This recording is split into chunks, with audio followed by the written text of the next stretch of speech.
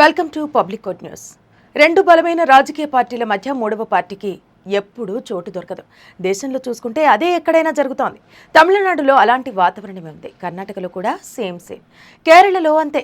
నిన్న కాక మొన్న జరిగిన తెలంగాణ ఎన్నికల్లో సైతం రెండు బలమైన పార్టీలుగా ఉన్న కాంగ్రెస్ బీఆర్ఎస్ల మధ్యనే పోరు సాగింది. వీటి మధ్యలో బీజేపీ ఎదగాలని చూసినా నలిగిపోయింది. రెండు పార్టీల మధ్య ఎందుకు పోరు జరుగుతోంది?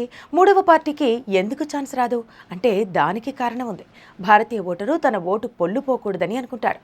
తన ఓటు చెల్లాలని చూస్తాడు. అందుకే గెలుపు గుర్రాల మీదనే పందెం కాసినట్టుగా బలమైన పార్టీల వైపే ఓటర్ల చూపు ఉంటుంది.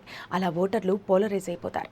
ఏపీలో కూడా రాజకీయంగా చూస్తే ఇప్పటికే పోలరైజేషన్ జరిగిపోయింది. ప్రజలు తమ భావాలనైతే బయటకు చెప్పకపోవచ్చు, కానీ వారి మనసులలో అయితే అభిప్రాయం బలంగా ఏర్పడిందని చెప్పాలి. వైసీపీ అధికార పార్టీగా ఉంది. ఆ పార్టీ 5 ఏళ్ల పాలన మీదనే 2024 ఎన్నికలు జరుగుతాయి. ప్రభుత్వ పనితీరు బాగుంది అనుకునేవారు వైసీపీకి ఓటు వేస్తారు. కాదు బాగా లేదు అనుకున్న వారు ఖచ్చితంగా వైసీపీని ఓడించి మరో పార్టీని గెలిపించాలని చూస్తారు. అలా వారు వెతుకుతున్నప్పుడు ఖచ్చితంగా తమ ఓట్లతో అధికారంలోకి వచ్చే పార్టీ ఏది బలంగా ఉంటుందో ఆ వైపే చూపులు వెళ్తాయి. ఏపీలో వైసీపీకి ధీటైన పక్షంగా టీడీపీ ఉంది. ఆ పార్టీ బీజేపీ, జనసేన పార్టీలతో పొత్తు పెట్టుకుంది. ఈ 3 కూటమిగా ఏర్పడ్డాయి. మొత్తానికి వైసీపీకి ఆల్టర్నేషన్ అంటే జనాలు చూసేది టీడీపీ కూటమి వైపే. మరి ఈ సమయంలో వైఎస్ షర్మిల కాంగ్రెస్కి ఏపీ ప్రెసిడెంట్గా బాధ్యతలు స్వీకరించి మొత్తం జాతకం మార్చేస్తారు అని అనుకుంటే పొరపాటే అవుతుంది.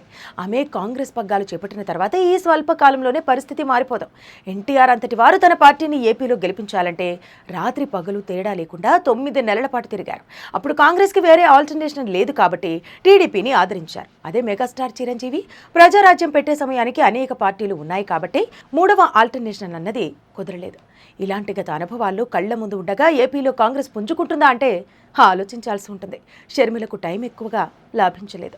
నిజానికి ఆమె 2021లో తెలంగాణలో పార్టీ పెట్టకుండా ఏపీలో పెట్టి ఉంటే ఖచ్చితంగా ఈ పార్టీకి కాంగ్రెస్ గట్టి రాజకీయ పక్షంగా నిలిచి ఉండేది. కానీ ఆమె చాలా ఆలస్యంగా ఏపీకి వచ్చి వైసీపీ మీద విమర్శల జల్లులు కురిపిస్తోంది.